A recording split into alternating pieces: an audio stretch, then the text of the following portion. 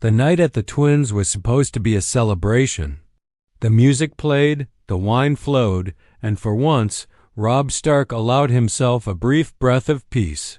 He had made a political compromise offered his uncle, Edmure Tully, in marriage to Walder Frey's daughter in place of himself, and the Freys had accepted, or so it seemed. Yet beneath every smile was venom, and beneath every toast, betrayal.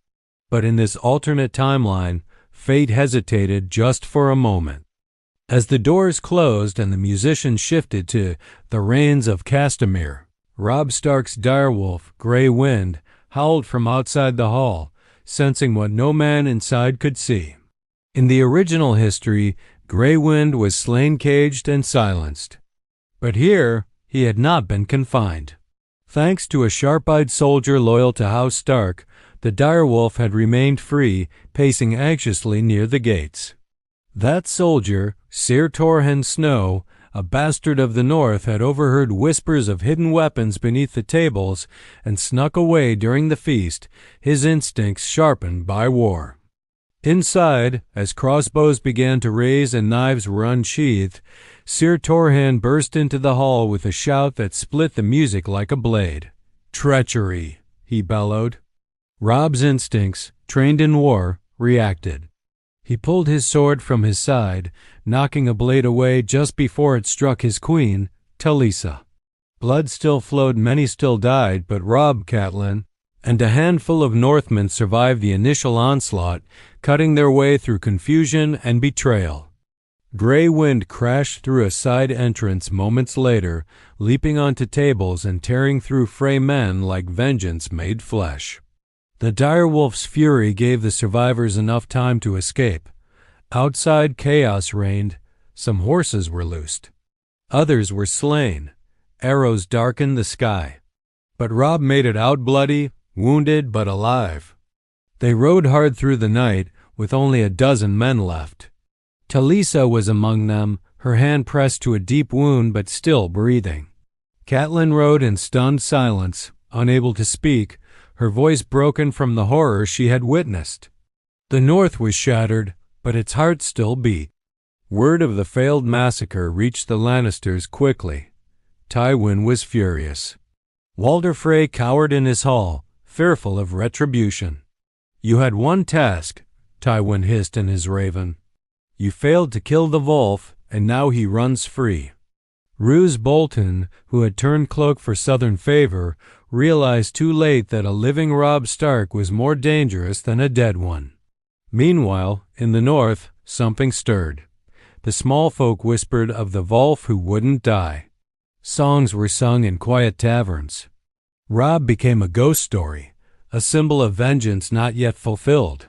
His survival became more than just a military advantage, it became a rallying cry.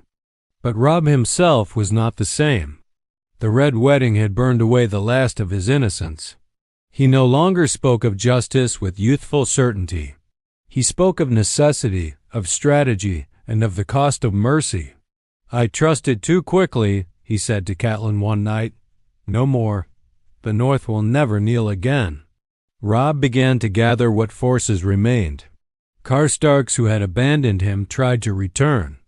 Some were accepted. Others were hanged.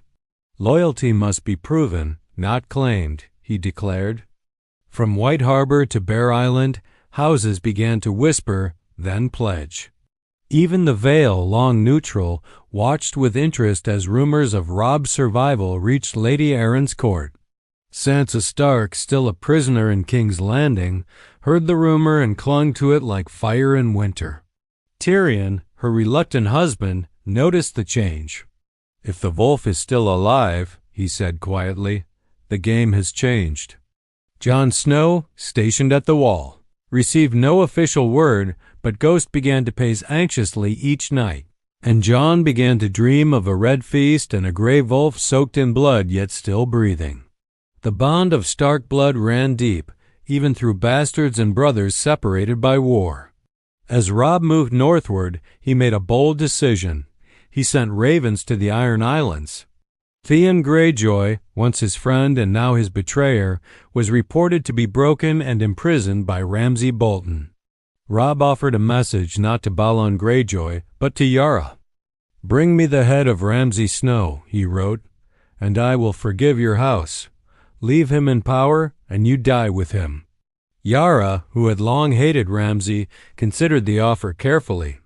Back in the Riverlands, the Brotherhood without banners had heard of Robb's survival and sent word through secret channels. Beric Dondarrion offered Robb more than men, he offered fire. "There are greater wars coming," he warned, "and you may yet be the Wolf we need." But Robb was focused. He rode to the Dreadfort. Ramsay Bolton had taken Winterfell. Bran and Rickon were believed dead.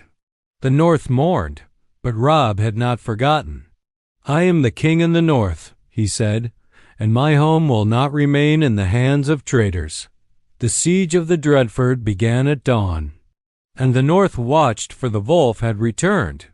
The banners of House Stark flew once again in the cold skies of the North, not as a memory, but as a warning. The siege of the Dreadfort was not won in a single night. It was a campaign carved in blood and frost. Robb Stark, scarred but unbroken, stood at the gates of the fortress that once belonged to those who betrayed him. Inside, Ramsay Bolton, mad as ever, underestimated the wrath of the Wolf. He expected hesitation, mercy, or negotiation. He received none. Robb's forces, fueled by vengeance and northern loyalty, laid siege with a fury unseen since the days of Torrhen Stark.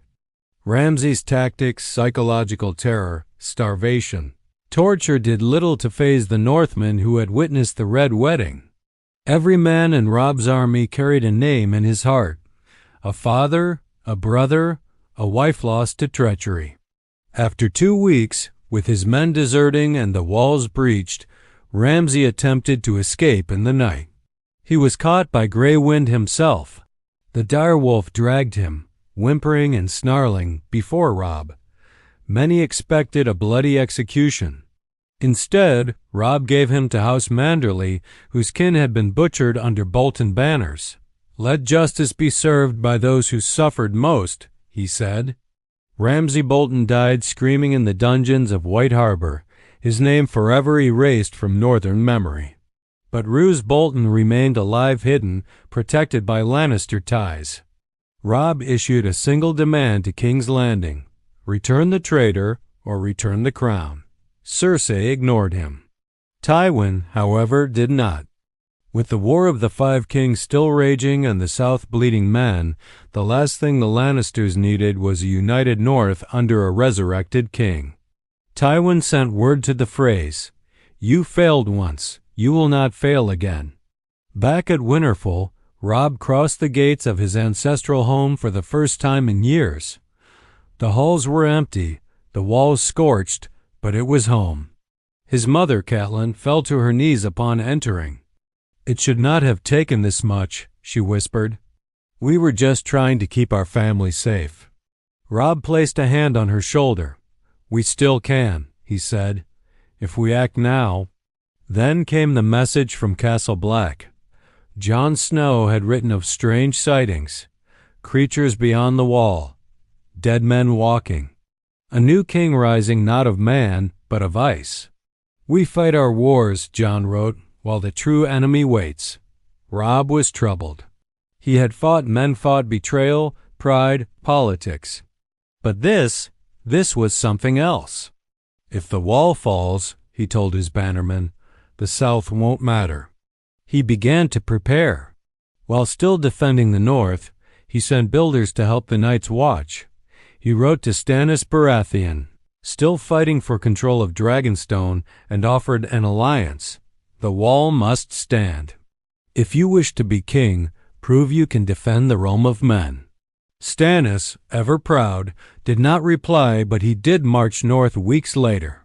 Meanwhile, Arya Stark returned not as a girl, but as a shadow. She arrived in Winterfell unannounced, slipping through the gates and entering the great hall with no herald. When Robb saw her, they simply stared at each other. He saw the girl who once raced through courtyards with a wooden sword. She saw the brother she thought had been butchered. In silence, they embraced. "I'm not the same," she whispered. "Neither am I," Robb replied. But for a brief moment they were children again. Sansa returned soon after, rescued from Petyr Baelish's grasp by a loyal knight who had once served her mother. With her arrival, the Stark family stood whole, once more scarred, older, transformed, but together. Even Rickon, long thought dead, had been hidden away by loyalists of House Reed and was returned safely to Winterfell under their protection. The North remembered, and now it was ready. But the South had not forgotten. The Lannisters prepared a final blow. Tywin formed a pact with the Reach to send a crushing force toward the Riverlands, hoping to corner Robb between two armies. But what they hadn't counted on was the arrival of the Vale. Littlefinger, ever the schemer, had hoped to use Sansa's name to secure power through the Vale. But with Sansa alive, free and publicly disavowing him, his leverage crumbled. Instead, Lady Lisa Arrynmad, though she was sent troops, guided by Sir Bronze Jon Royce to support House Stark, the Knights of the Vale surged through the Bloody Gate and into the Riverlands, turning the tide. Robb, now commanding not only the North, but the River Lords and the Vale, marched south. He had no desire for the Iron Throne, but he demanded justice. He wrote to Daenerys Targaryen across the narrow sea, knowing her name now burned in whispers. "We may never be allies," he wrote, "but know that the wolves of the North will not kneel to lions or dragons." She never replied, but the message was sent. The final battle came outside Harrenhal. The Lannisters, desperate, faced the full might of a united northern host. Gray wind roared across the battlefield like a specter of vengeance. Arya moved like a shadow among tents, eliminating commanders before they could mount a defense. Robb, sword in hand, charged the battlefield as a true king in the north. Tywin Lannister fell that day not by a sword, but by his own pride. Betrayed by lesser lords he thought loyal, surrounded and outnumbered, his army shattered like glass. After the war, Robb did not take King's Landing. He did not sit the Iron Throne. He returned to Winterfell and rebuilt the North stronger, freer, and fiercely independent. He reformed northern laws. He declared the Night's Watch an official ally of the realm. He ensured his siblings had voices in his court. And in time, he married not for politics, but for peace, with a northern woman of House Mormont who reminded him of his late queen in spirit and strength. And when the White Walkers finally marched, Robb Stark was ready not alone, but with Jon Snow at his side, Arya among his scouts, Sansa ruling the keep, and the North no longer broken but reborn. The Red Wedding was meant to end House Stark. Instead, it became the beginning of their legend.